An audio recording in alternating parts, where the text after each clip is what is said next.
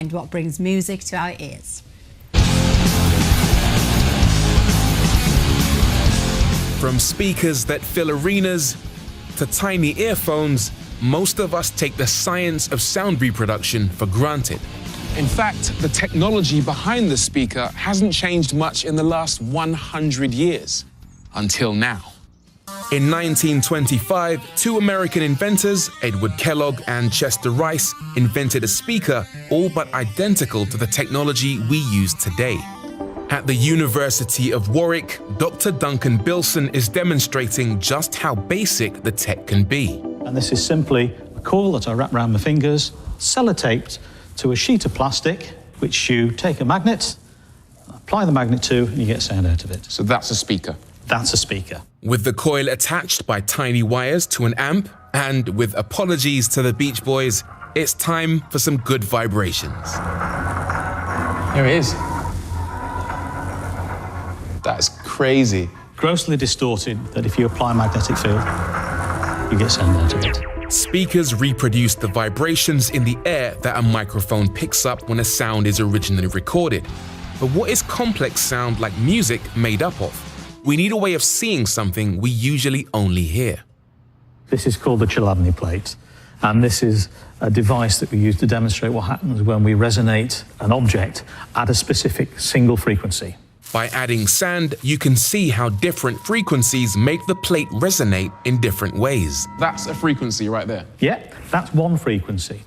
But sound is made up of a whole range of frequencies, and the human ear can pick up between 50 hertz and about 20 kilohertz. So if the basic technology behind speakers hasn't changed much in the last 100 years or so, then what's next? Warwick Acoustics is developing a brand new type of speaker. In comparison to a traditional speaker, which works on magnetic force, ours works on electrical force.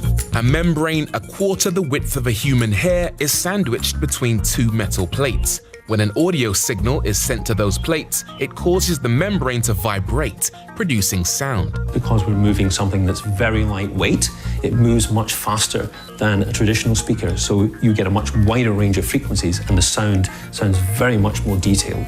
Not only that, but without the need for the traditional cone, these speakers are very thin and can be formed into any shape you like. 3 speakers, an O, an N, and an E. You've got a great demonstration there of the fact that you can install the speaker into any installation that you want. Absolutely. The clarity you get from electrostatic speakers comes at a price. At £5,000 for a pair of headphones, at the moment, they're only for the most committed audiophiles. Electrostatic speakers use a very wide range of frequencies to provide a very high quality sound, but there's a different kind of speaker that uses a very narrow range of frequencies to perform a very clever trick. Much like shining a flashlight in the dark, an ultrasonic speaker directs sound to a much more specific point. They're used in museums and galleries to describe an exhibit without impacting on the experience of people nearby looking at something else. Meet professional dancers Emma and Josh. Below me is the cafe at the University of Warwick. I'm going to use this ultrasonic speaker to play music for our dancers, but because the speaker's so directional, no one else in the room will be able to hear it.